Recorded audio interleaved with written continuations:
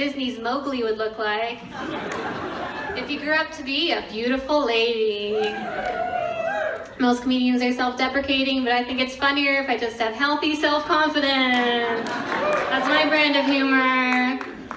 That joke gets harder to pull off the further we get into the winter and like the paler I get, because audiences look at me and much like my white boyfriend's ever hopeful white mother, they're thinking, maybe she's just Italian, you know? I'm mixed race, and both my parents are mixed race, which means that I can only ever be in a mixed race relationship. I know that nowadays we have a lot of 20-year-olds in Toronto who are like patting themselves on the back for being in a mixed race relationship. That's all I'll ever know. And whoever I date, I'm disappointing baseline one grandparent. That's guaranteed there's someone at that dinner table who's not happy to see me. Yeah. The other day I got asked the question, you know the question, I bet a bunch of you get asked it all the time. I was at work and an old lady was like, "What are you?" Yeah?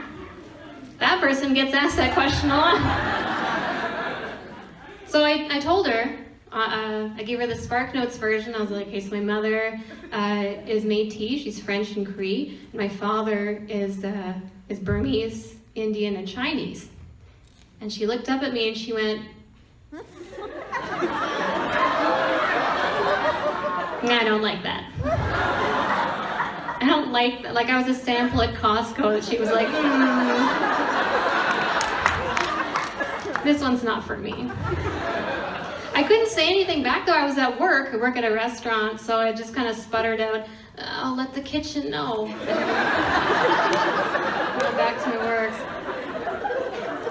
Working in the restaurant industry, though, isn't as bad as my previous job. I worked retail for a while. I was a personal shopper, and the racism, it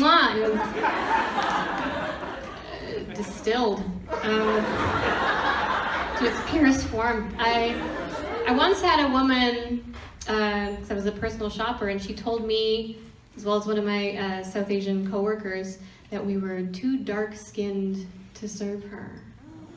It's a terrible thing to say. Very gross and backwards. Not only because, I mean, historically, when you think about it, the darker your skin, the more likely you were to serve people. Listen, I don't agree with anything I'm saying. I don't agree with the sentiment of what I'm saying. All I'm saying is this woman was doing racism wrong.